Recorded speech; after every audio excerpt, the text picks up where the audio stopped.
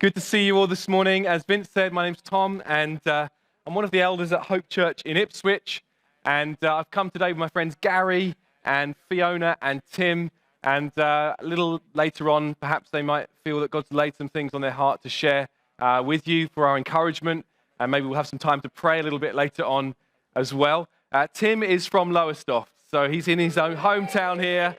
And he is a yellow. He's in Ipswich. He's having to be a bit undercover. Here, he can be loud and proud yellow. It's great to be with you, and it's been a joy just to kind of walk alongside the elders of this church in the recent months, and to have been here back in the autumn when we prayed for Martin as he joined the team. And it's so great to see Toby and Jean coming amongst you often now, and just to know they've already started to be a blessing with you. So I'm excited about all that God has in store for you.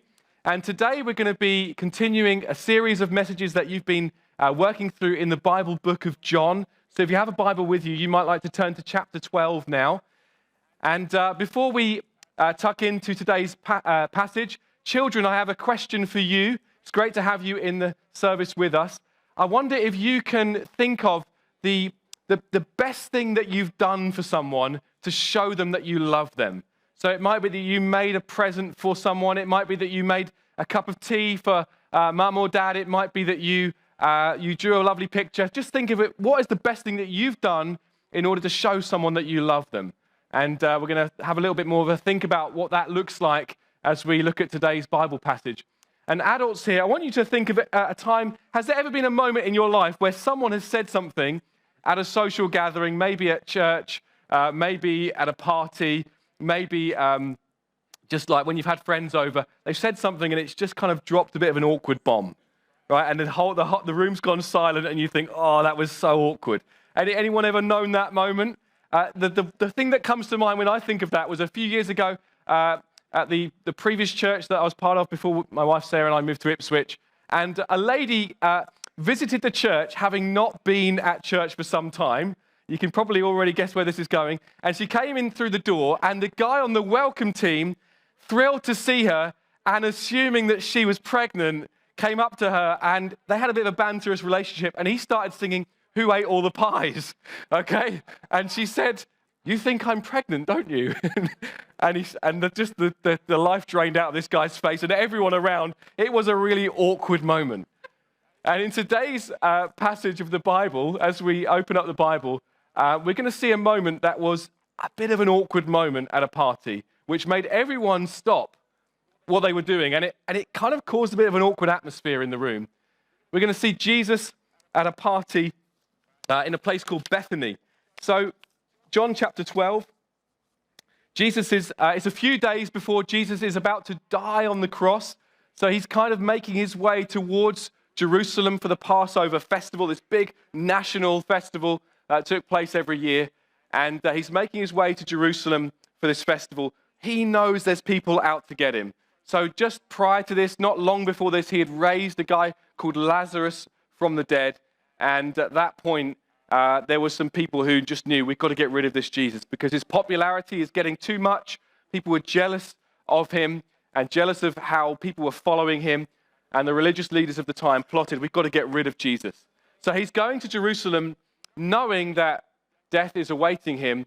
And yet we see here he still has time to be with his friends. He still has time to visit the house of a friend. He goes to the house of a man called Simon the leper. This is what we see in the other accounts of this story that we're going to read in John 12.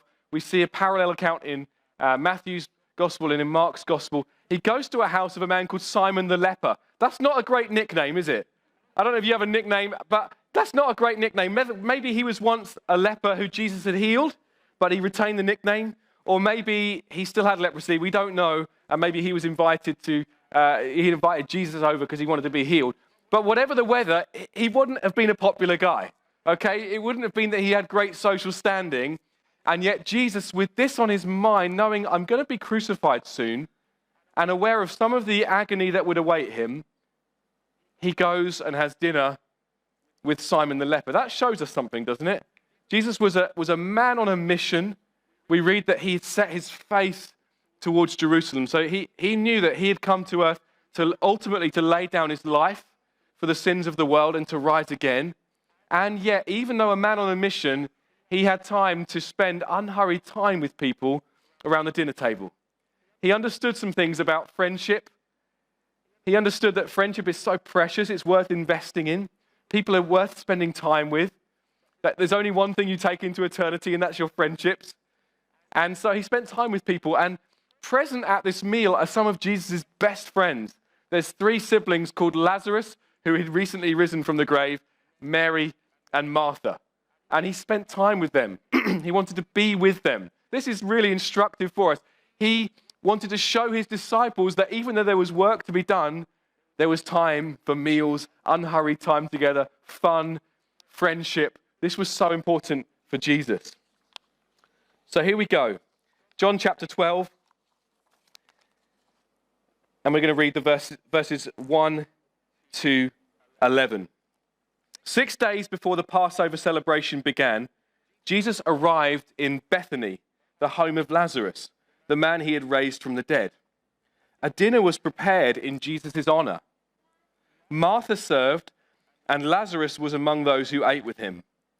And then Mary took a 12-ounce jar of expensive perfume made from the essence of nard, and she anointed Jesus' feet with it, wiping his feet with her hair. The house was filled with the fragrance. But Judas Iscariot, the disciple who would soon betray him, said, "That perfume was worth a year's wages. It should have been sold and the money given to the poor." Not that he cared for the poor, because he was a thief. And since he was in charge of the disciples' money, he often stole money for himself. Jesus replied, "Leave her alone. She did this in preparation for my burial. You will always have the poor among you, but you will not always have me." And when all the people heard of Jesus' arrival, they flocked to see him and also to see Lazarus, the man Jesus had raised from the dead. And then the leading priests decided to kill Lazarus too, for it was because of him that many of the people had deserted them and believed in Jesus. What an amazing story. So here's Jesus lounging at the table. They would have laid down to eat their meals. I think we'd quite like to do that now, wouldn't we? Kind of just watching the TV, laying down, kind of picking at our food. And they're just having a nice conversation. And then Mary comes up behind Jesus and she breaks open this bottle of perfume and starts pouring it over Jesus' feet. And the other gospel accounts in Matthew and Mark of this story say that she poured the perfume over his head too. She was soaking Jesus in this amazing perfume. This isn't the cheap kind of eau de toilette stuff by Cheryl Cole that you buy at Savers, or that you get offered at Savers when you want to buy other things and you just want to go home. No, this is expensive stuff brought in from India. This was worth a whole year's wages. So £25,000 maybe in today's money. This is really expensive perfume. Children, you have a job to do later to research the most expensive bottle of perfume you can find. It's much more than that in today's money. But this is a very, very expensive bottle of perfume. And Mary starts to let down her hair, which was unheard of in those days, especially in the presence of men who were not your husband. She lets down her hair and she starts to wipe Jesus' feet with her hair. Jesus, although the Son of God, fully God and fully man, he probably would have had dirty, smelly feet. Okay, he didn't have kind of like smelling, beautiful feet. She was really getting down low here to wipe his feet. And suddenly the whole atmosphere of the room changes. The whole atmosphere of the house changes. Everyone's looking at her. It's an awkward moment. The disciples, we read in these other accounts in Matthew and Mark, it's not just Judas that's annoyed by this. Some of the other disciples are too. They're shocked at this wastage of this money. And you need to understand that within a mile's radius, probably of them, maybe even less, there would have been very, very poor people around. There would have been people who were struggling day to day to make ends meet. There would have been people who wouldn't have been able to afford healthcare because they didn't have a health service to fall back on. And so this was quite outrageous to spend this kind of money on Jesus, to pour out this perfume upon Jesus, they kind of had a point. Judas didn't really, because he really didn't care for the poor. He was only in it for himself and thought, I could have some of that money. If we sold that, I could have had some of that money had I known that Mary had this. But the disciples kind of had a point. This was a lot of money to be poured out upon Jesus. It's too extravagant. It's too much. It's a really striking thing to do. But Jesus doesn't complain about this. In fact, he praises Mary for this. He says, don't scold her for doing this. And in the other accounts of this story, he says, in fact, this needs to be talked about wherever the gospel is proclaimed. So wherever the good news is spoken about, wherever the good news of what I've done, Jesus says, wherever the good news is spoken about, I want this story to be shared. This is how wonderful it was to him. This is how striking it was to him. He wanted this to be known the world over. You'd think surely there'd be some other stories that Jesus would want shared, right? Walking on water, turning water into wine, or some of the great parables, the classics, the prodigal son, the lost sheep, all of these big ones. You'd think those would be the stories that Jesus would say, I want those to be shared wherever the gospel's preached. No, he says, I want this to be shared wherever the gospel is preached. I want this to be known about. Why? Why this? Why this woman taking a bottle of perfume and pouring it out on Jesus' feet? It's because Jesus desires devoted worshippers. That's in God's heart. He wants people who are devoted to him in worship. Not people who kind of busy themselves doing loads of other things but don't center themselves on Jesus. He wants devoted worshippers. He wants a people who love him with all of their hearts and mind and soul and strength. And this is a beautiful picture of just that. This is a beautiful picture of Mary pouring out that devotion to Jesus. And this is the only fitting response, really, not literally the perfume, but the poured out heart is the only fitting response to the gospel being received in a heart. This good news being received. It's a fitting response. It's the right response. And so I think this is why Jesus wanted this to be shared wherever the gospel was preached. So what does it look like to be devoted worshippers in 21st century Lowestoft? What does it look like to be like Mary today? How does devoted worship kind of play out in our lives today? Well, I've got two things we're going to quickly share today. The first thing is this. We note this about Mary's devotion is that it was costly. It was costly devotion. This was something so precious to her. This was something that in those days, there wasn't secure banks to put your money aside in. This was your savings. So people might do that with jewelry now. They might kind of hold some things back. You know, like for a rainy day, if I ever need that, I can sell this jewelry and I'll have some money. People did that with perfume and other things, expensive things back then. This is my kind of rainy day moment. Yes, I might use it one day, but it's also some money that I can cash in on later down the line if I need to. So this was really, really costly for Mary. I don't know about this for you, but there are sometimes things in my heart where I think, Lord, you can have it all, but I really don't want you to take that. There are some things that I think sometimes, Lord, I really want to keep a hold of that, please, because this is really precious to me. And actually, when we're singing, have it all, Lord, and songs that we sing sometimes, I surrender all, he's meaning that as well, that we're to say, Lord, have that. If pouring out my devotion, if being devoted to you means letting go of that, then have that too. I wonder if there's some things in your heart and in your life where you think, yes, he can have pretty much everything, but there's that, I just don't want to let go of that. That might be something material, like a car or a house. It might be some experience that you enjoy each year. You say, I cannot go without that. God wants us just to keep those things lightly in our hearts, to say, Lord, if it really comes to it, then yes, you can have that too. I do wonder if there's some things for us this morning where we think, yeah, I know there's some things that I hold on to. I hold on to some things. I really want to let go of that. It might be a relationship. You just know this relationship is not honoring God. But you think, I don't want to let go of that because it makes me feel good. It gives me a boost in my self-esteem.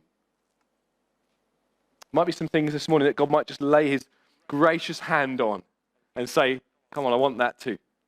Are you prepared to give that up? Are you prepared to let that go? Are you prepared to say, you can have it all?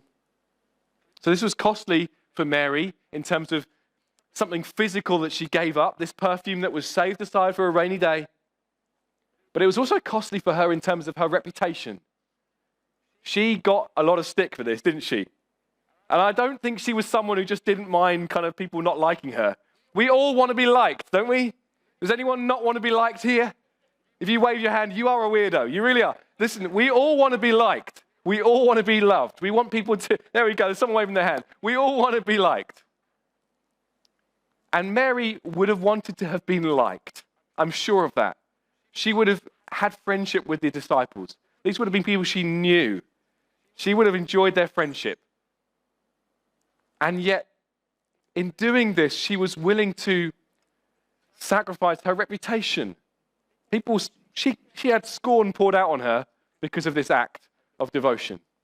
People sort of shook their head and thought, what are you doing? So she was willing to sacrifice even her reputation, to say, you can have it all, to throw her reputation away.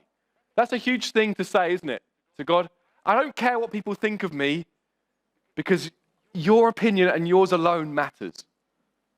And that is a really big deal. That's a really big thing to say, God, I'm willing to be maligned. I'm willing to be made fun of for you. Sometimes we kid ourselves and we think, I just want to be as much of a normal person as possible, with a sort of side helping of church on a Sunday morning, with a 90-minute slot on a Sunday when I go and I'm just someone different for a moment. But I want to be seen as normal. I do believe that we need to lay that down. We don't go out of our way to be weird. I know some people who go out of their way to be weird, and I don't think that's in God's heart. But there is something completely abnormal about a Christian. What we believe, what we follow, what we worship, what we celebrate is not normal. It's not normal. And so we have to be willing to say, I'm going to throw my reputation away in order to be devoted to Jesus. I'm willing for people to poke fun at me. I'm willing for people to sneer at me. I'm willing for people to say, he's not very cool. People to kind of look at me a bit strange when I talk about Jesus or I talk about what I've done at the weekend or whatever it might be. We have to, there comes a time, I believe for all of us, where we kind of have to put a flag in the ground and say, I'm either living for the praise of men or I'm living for the praise of God. I'm living before him. What, have you put the flag in the ground? Have you said, I live before an audience of one? Have you done that? There might be a moment today where you say, God, I'm giving up trying to live for others to make them impressed with me. I'm living for you. I live in devotion to you for all that you've done for me. I want to pour out my love for you, and that might mean looking weird sometimes, like it did for Mary. She looked weird as she did this. Devoted worshippers of Jesus aren't normal. They never were, and they never will be. We'll always stand out when we pour out our devotion to him.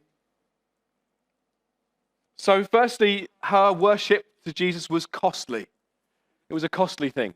The second is that it looked like taking the place of a servant.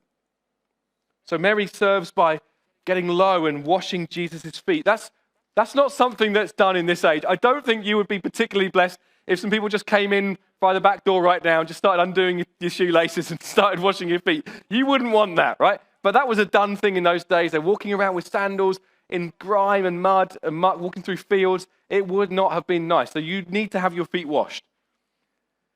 And that was the job of a servant. That's why it was so amazing why Jesus in the meal that he'd have a few days later with his followers, why he himself would get low and wash the feet of his followers. And Peter was just indignant at this. He said, no, you mustn't do this. I've got to wash your feet. And Jesus said, unless you let me do this, you have no part in me. And Peter says, go on, wash all of me then. Go on, do the whole lot. This was something that was done in those days, but it was done by the servant, by the lowest of the low. And that is something so unnatural to us. We naturally within, we want to be served. Naturally within, we want to be the one who kind of has our feet up and let others serve us. That's the kind of natural bent of our hearts. If anyone's doing the serving, it's not me. And yet, in worship, Mary pours out her devotion to Jesus, and it looks like her being a servant. We grumble when we don't get our own way. We want to be first. We want others to be considerate of our needs. But when we acknowledge who Jesus is and what he's done, we can be humble like Mary. She acknowledged who Jesus is. She understood some things. And she knew what he had come to do. She knew that he had come ultimately to be dying on a cross for her sin, and to be dead and buried, and to rise again. And in response to that, in response to who Jesus is and what he had come to do, she just wanted to serve him. That was her heart's response, was to be a servant. And when we acknowledge that it's him who's rescued us, if you've placed your faith in Jesus, he has rescued you. He has brought you out of death, spiritual deadness. He's taken you out of that and made you spiritually alive. This was a real clear picture for Mary, because her brother, just a few days before, was dead and buried. And there was no way that he was bringing himself to life. And Jesus had come and he had breathed life into Lazarus. He said, "Get up!" And Lazarus had come back from the dead. This is what's happened for us if we've placed our faith in Jesus. We were spiritually dead in our trespasses and sins in which we once walked. We were spiritually dead, and Jesus has come, and it was through no initiative of our own, no choice of our own. He's come and breathed new life into us. And we're now spiritually alive. And now our response to what he's done for us is, Lord, I only want to serve you. In view of your mercy towards me, I want to lay my life down as a living sacrifice.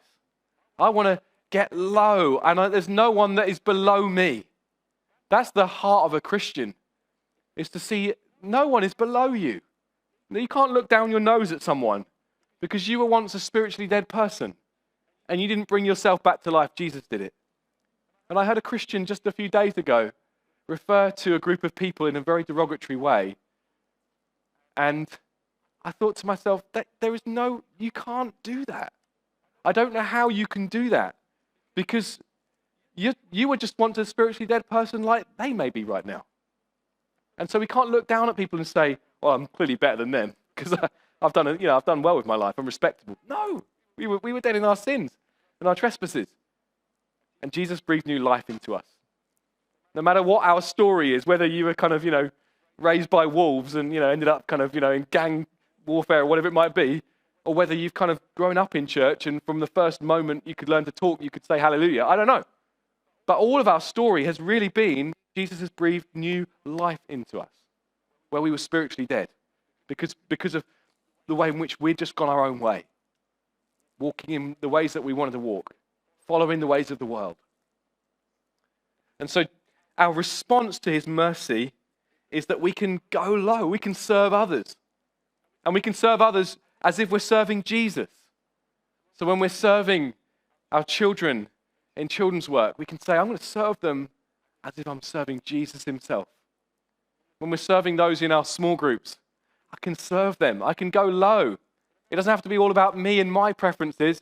I can go low because Jesus has won me. And all I want to do now is pour out my life. Just like she poured out this perfume, I can pour myself out now. I can pour out my life in response to him. I can go low. I can be a servant. No one is below us.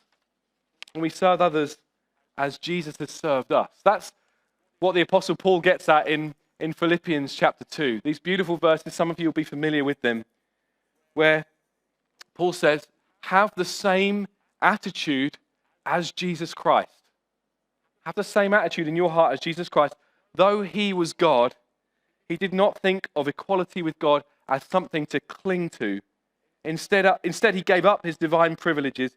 He took the humble position of a servant, of a slave, this even says here, and was born as a human being. When he appeared in human form, he humbled himself in obedience to God and died a criminal's death on a cross. This is what Jesus did for us. Although in the highest of all places, he came low in order to serve us. And Therefore God elevated him to the place of highest honor and gave him the name above all other names, that at the name of Jesus every knee should bow in heaven and on earth and under the earth, and every tongue declare that Jesus Christ is Lord, to the glory of God the Father. This is to be our pattern, friends, that Jesus humbled himself. He became like a servant. And we too, friends, in response to what he's done, as we look to his example, as we drink in all that he's done for us, we too can be servants. And we can say, whatever needs doing, I'll do it. Nothing is below me. You want me to go and empty some bins? I'm going to empty some bins. You want me to put chairs out? I'm going to put chairs out. You want me to go and pray for that person who's a bit awkward and difficult? I'm going to go and pray for that person who's a bit awkward and difficult. Because Jesus came low to save me. He stooped low. And Mary's an example of this. She's understood something about Jesus and who he is and what he's come to do. And she's gone low. I want to serve him. Because ultimately, those people we're serving them as if we're serving Jesus. As if he's there. As if we're pouring out costly perfume upon him. So how do we respond? Well, let's be like Mary. We read in Luke chapter 10 that there's another meal. And Jesus is the guest of honor once again. And Mary's sister Martha is busy rushing around getting everything done. She's so keen that nothing is left undone. And Mary, we read in Luke 10, verse 42, she's sitting at the feet of Jesus. Her face, her attention transfixed on Jesus. And Jesus says Mary has chosen the better portion. Like, you can be busy with stuff that's good. You can be busy with serving others sometimes and take your eyes off Jesus. Our service has got to come from a place of having seen, having drunk in who Jesus is and what he's done.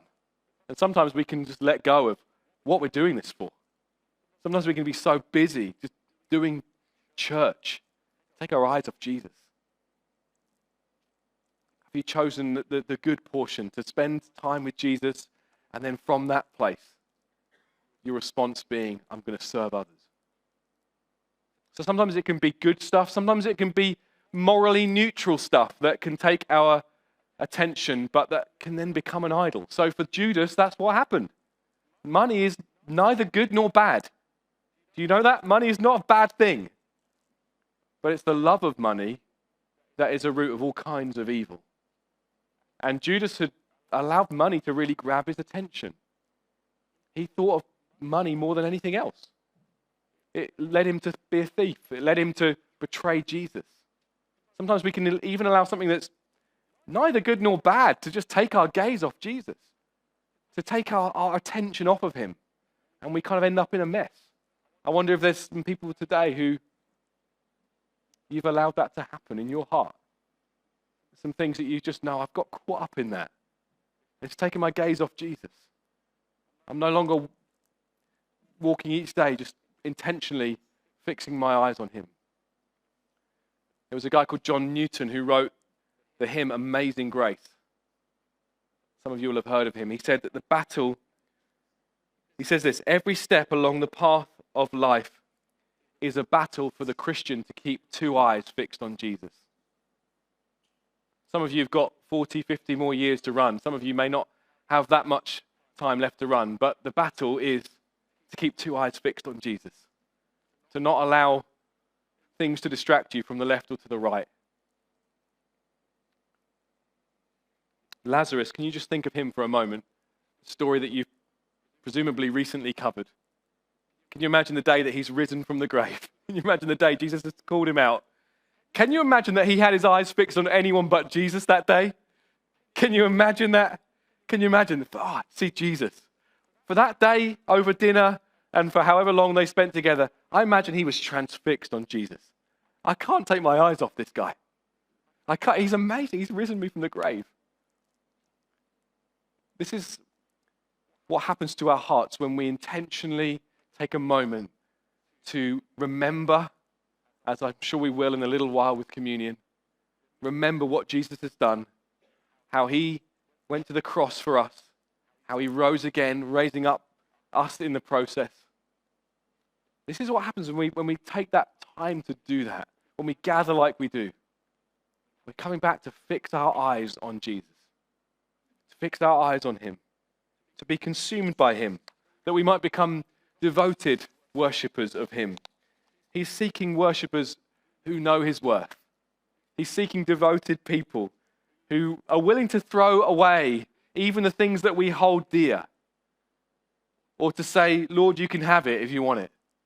Or to throw away our reputations and say, Lord, your opinion only matters to me. No one else's does.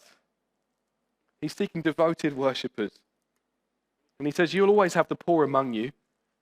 This doesn't mean, he says, he's not saying don't give to the poor and just kind of blow it all on costly worship. He's not saying don't pour your life out for the poor. He's saying pour your life out for me. And that will look like, in many, many places, pouring your life out for those in need. But he's saying pour your life out for me. Pour your life out for me. Serve people as if you're serving me. Spend it all on me. There's nothing more worth spending your life on than Jesus Christ.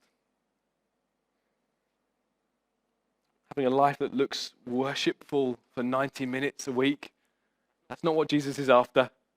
He's after a life that is devoted to him, day by day.